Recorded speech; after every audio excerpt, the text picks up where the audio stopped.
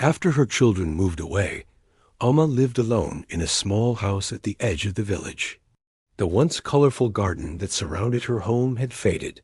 Flowers stopped blooming. The soil was dry. The trees looked tired.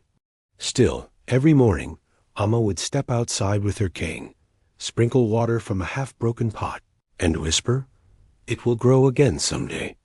The neighbors would shake their heads and say, "That land is too old now.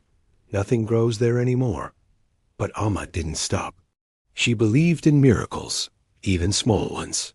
One rainy evening, as Amma was closing her door, she heard a soft, weak cry near her gate. She stepped outside slowly. There, under a bush, was a little rabbit, soaked, shivering, and barely breathing. Amma knelt with difficulty and picked it up gently. "Oh, you poor thing! Who left you here?"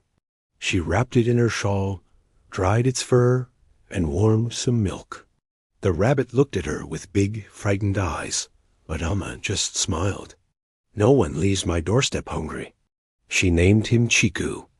Day by day, Chiku grew stronger. He followed Amma everywhere, hopping behind her when she walked, sleeping beside her feet when she rested. For the first time in months, Amma laughed again. The house didn't feel empty anymore, and strangely, the soil began to change. Amma noticed tiny green sprouts near the fence. "Maybe the land is waking up," she whispered. Soon, vegetables began to grow. First just a few, then many. Spinach, tomatoes, even bright red chilies. The mango tree, which hadn't borne fruit in years, suddenly dropped a single golden mango at Amma's feet. She looked up and smiled.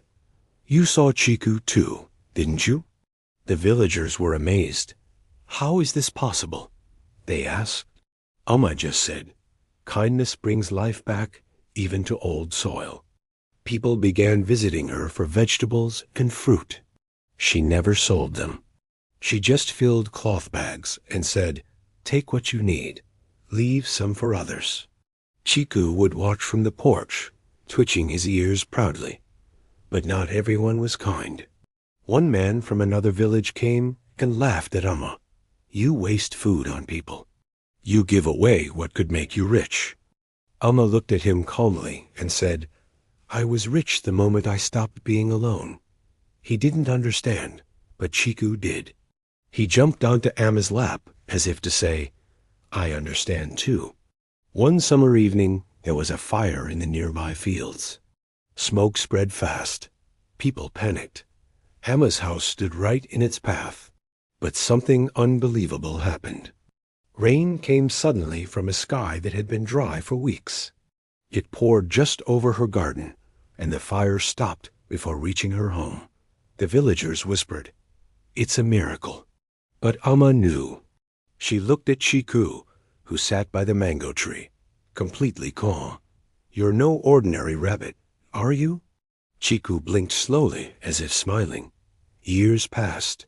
Amma grew older. Her knees hurt more. Her voice softened, but her spirit stayed strong. Every morning, Chiku still walked beside her. And every evening, children from the village gathered to hear her stories. She would say, "This garden was never mine. It was a gift. I just learned how to care for it." One day, Amma didn't come out in the morning. The village waited.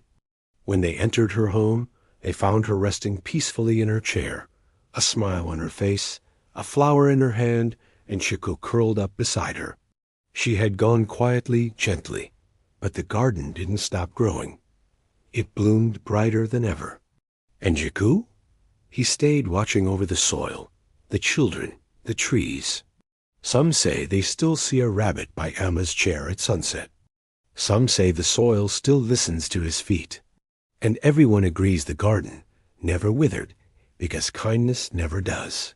If this story touches your heart, please like, share, and subscribe to our channel to discover more profound lessons about kindness and miracles, so we can not only hear, but also feel the meaning of living kindly in bringing life to the world around us.